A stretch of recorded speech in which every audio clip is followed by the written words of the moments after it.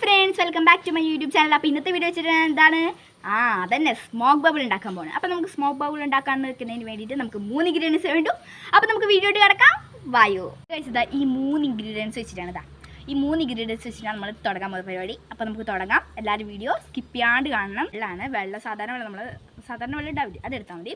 അപ്പോൾ അതിനകത്തോടേക്ക് നമുക്ക് ലേശിതാ ഈ ഒരു ഷാമ്പു ഒഴിക്കാം. അപ്പോൾ നിങ്ങളുടെ ഒരു ഇത് വെച്ചിട്ട് ഒഴിച്ചാൽ മതി. എന്നിട്ട് നമുക്കൊന്ന് ഇളക്കി കൊടുക്കാം.